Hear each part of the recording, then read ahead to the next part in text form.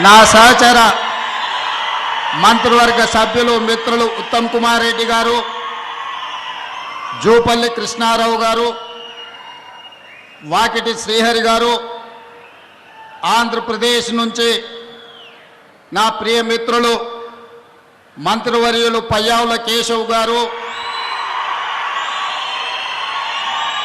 సాగునీటి పారుదల శాఖ మంత్రివర్యులు నిమ్మల రామనాయుడు గారు,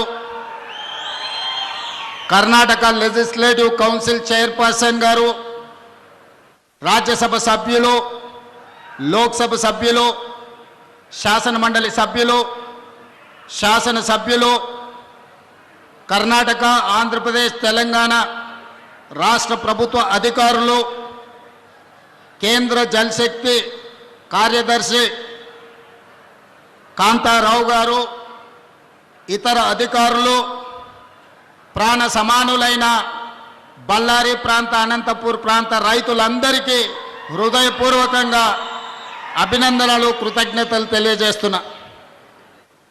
మిత్రులారా, ఈ రోజుకున్న ప్రాధాన్యత ఆనాడు విజయనగర సామ్రాజ్యాన్ని స్థాపించిన ముహూర్తం 1950 దశకంలో మైసూర్ మహారాజు, హైదరాబాద్ నవాబు నిజాం గారు పెట్టిన ముహూర్తం, తుంగభద్ర నది డ్యామ్ నిర్మాణ ముహూర్తం.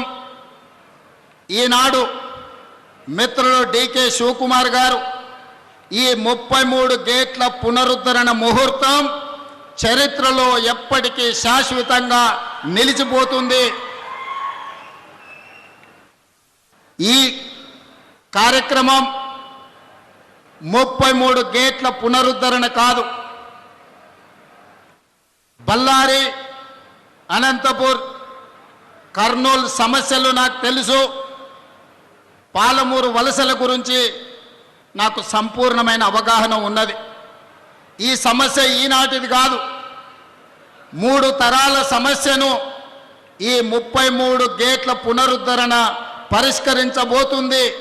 బళ్ళారి, అనంతపూర్, కర్నూలు, పాలమూరు జిల్లా లక్షలాది మంది రైతుల యొక్క సమస్యలకి ఈ గేట్ల పునరుద్ధరణ ఈరోజు పరిష్కారం చూపించబోతుంది.